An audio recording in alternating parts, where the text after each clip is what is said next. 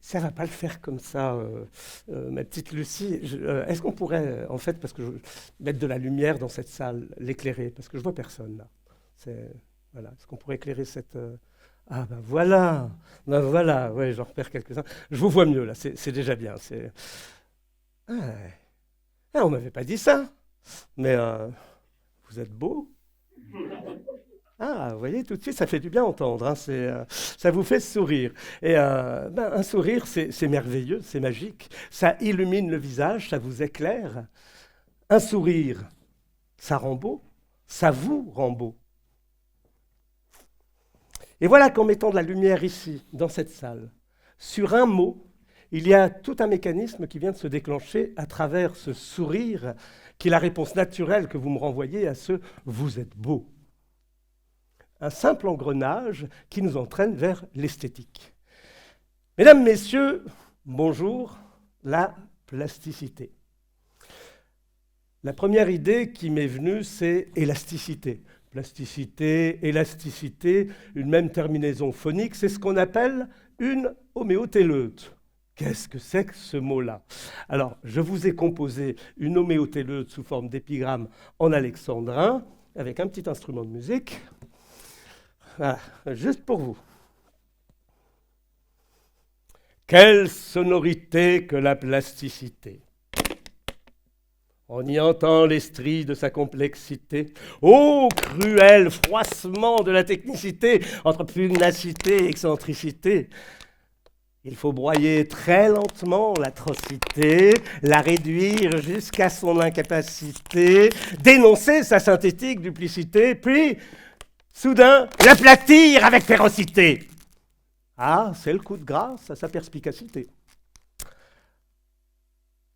Alors, séant, vous pouvez la ressusciter dans le va-et-vient. Oui, dans le va-et-vient de la réciprocité. Comme un accordéon qui vient nous réciter sa java champêtre en toute simplicité. Étirer le soufflet de sa voracité, agiter l'éventail de sa véracité, la voilà. Déployant son authenticité, nous venons d'exciter son élasticité, faisant démonstration de sa facticité. Mais quelle immensité que la plasticité!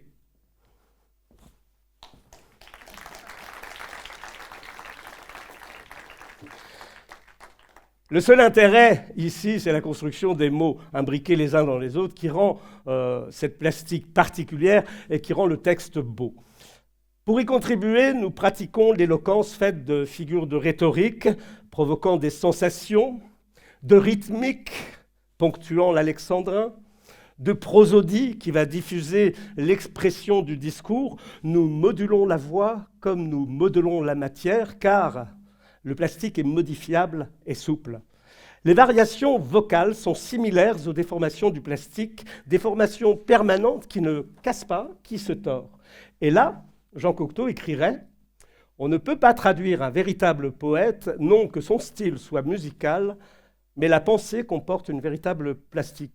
Et si la plastique change, la pensée change. » Cette torsion, cette pensée qui change, c'est justement l'élasticité. Autrement dit, l'extension de la plasticité. C'est le mouvement du langage qui va réduire par le principe d'une figure de style qu'on appelle l'apocope, le mot ordinateur en ordi, ou inversement, qui va rallonger ce mot par le principe de la diérèse. On va prendre un exemple tout bête, lion, on va le dire en 2 syllabes, lion. La plasticité, c'est l'évolution des langues à travers l'anglicisme du blue jean. Et je vois que beaucoup d'entre vous, vous en êtes dotés par cette espèce de culotte en bleu de gêne. L'évolution des langues, c'est aussi le chinois et son pinyin, qui veut dire assembler les sons, où la manière de prononcer définira le sens du mot. Le mot est propre à recevoir une forme sonore, comme une ondulation de signification. C'est l'interprétation. Le son est adaptable, il se plie, il se courbe, selon les circonstances émotionnelles. C'est un peu comme, et là, vous allez savoir de quoi je parle, dans la mécanique des milieux continus. Voilà. Vous savez, c'est l'hypothèse réaliste que les objets se déforment. Alors à ce propos, il y a un de vos camarades qui se trouve ici, qui l'année dernière m'accompagnait dans une de mes promenades, Noé, je le salue, et qui l'a traduit, cette théorie, judicieusement ainsi. Un élastique, c'est un plastique qui n'a pas su s'arrêter. Constatons le combiné plasticité-élasticité du langage, toujours à travers des figures de rhétorique dans l'amphibologie, qui est une manière de s'exprimer offrant un double sens. Alors on va prendre un exemple pratique et banal. Il quitte sa femme, banal, le jour de son anniversaire. Voilà, je le répète, vous allez comprendre. Il quitte sa femme le jour de son anniversaire. C'est ici qu'est l'amphibologie. Dans le solécisme, celui-ci je l'adore, c'est une erreur de langage qui enfreint les règles de la syntaxe. Alors beaucoup d'entre vous, d'étudiants de l'ENTPE, vous n'êtes pas originaire de Lyon. Vous venez juste faire vos études là et vous me dites souvent « C'est Bartosz, j'habite sur Lyon ». Moi je pense aux Lyonnais qui habitent en dessous. Voilà. La plasticité élastique du mot passe également par la définition du verbe, et par la définition, par exemple, le verbe tenir en dénombre plus de 70. Moult façons de l'interpréter, de le recevoir et de le comprendre. Si par exemple, je vous dis, vous êtes curieux, au sens bizarre, ou curieux au sens avide de connaissances,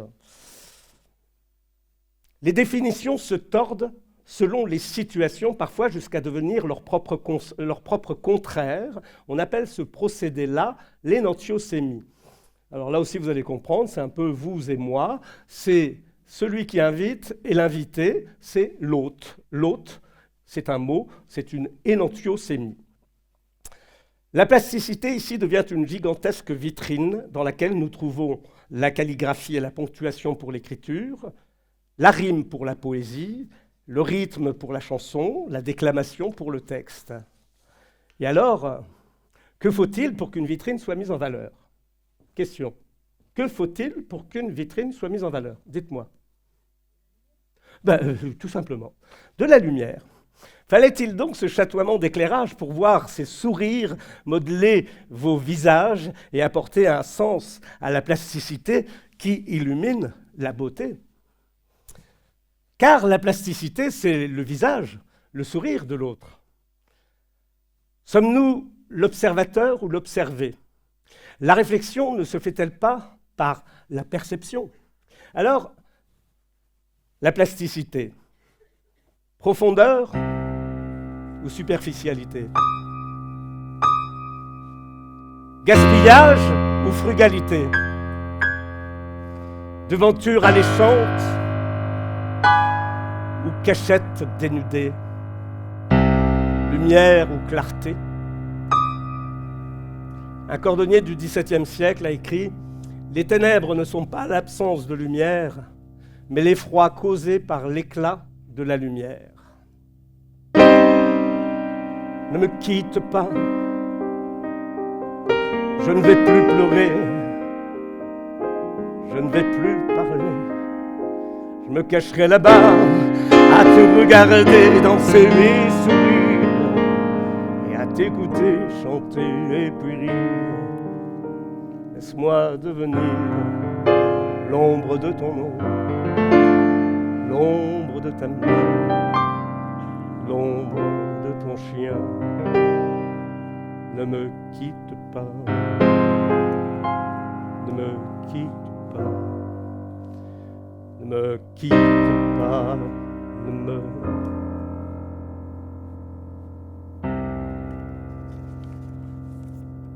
L'ombre de ton ombre, l'absence, le sombre, l'invisible, le sourd, le muet, l'inaccessible.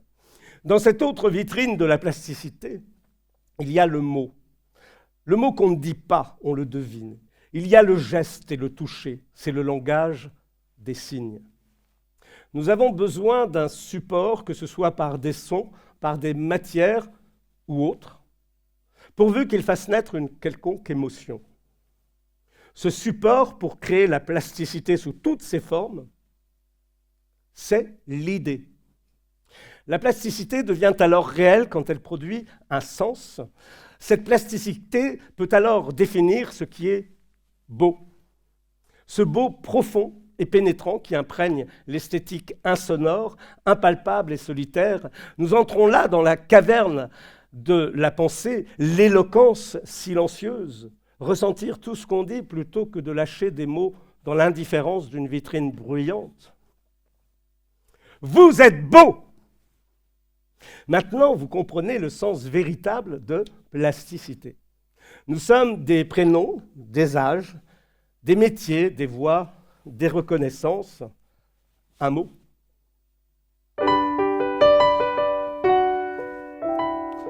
Est-ce que vous m'autorisez à faire quelque chose qui est beau ? Pour terminer, justement, je voulais vous chanter cette chanson qui date de loin. Et je voulais l'offrir à quelqu'un comme vous, qui est beau ce soir et qui accompagne mon existence depuis longtemps. Valentin, cette chanson, je te l'offre pour toujours. Voilà.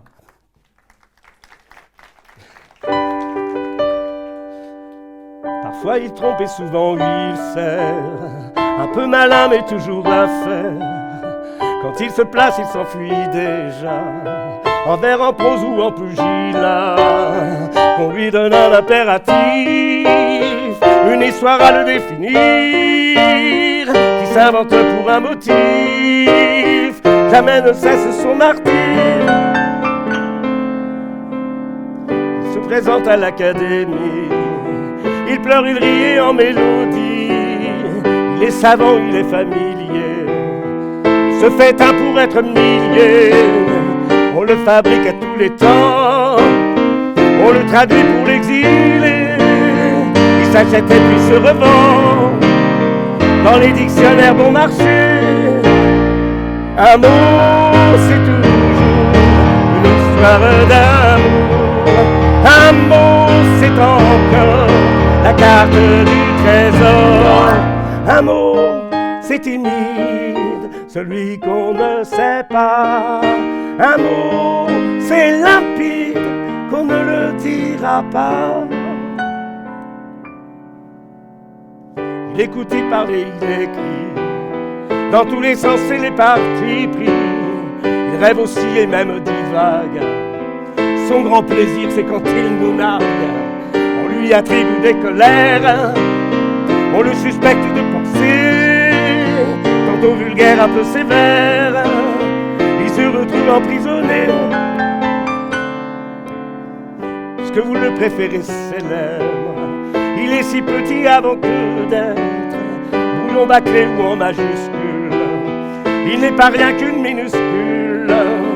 N'hésitez pas à le surprendre et tendrement le raconter, l'imaginaire et le comprendre, qu'il reste au fil de ces années. Un mot, c'est toujours une histoire d'amour. Un mot, c'est encore la carte du trésor. Un mot, c'est timide, celui qu'on ne sait pas. Un mot, c'est limpide, qu'on ne le dira pas. À force d'en faire un condamné, il se retrouve abandonné. Il est fragile mais pas innocent. Il est responsable en son temps. Il a de nobles élégances, plus généreux que les empires. Mais s'il vous fait des confidences, c'est parce qu'il ne veut pas mourir. Un mot, c'est toujours une histoire d'amour. Un mot, c'est encore la carte du trésor. Un mot, c'est timide, celui qu'on ne sait pas. Un mot, c'est limpide, qu'on ne le dira pas.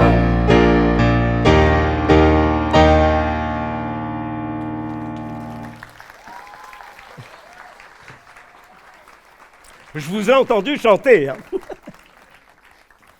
Merci à tous et restez beaux.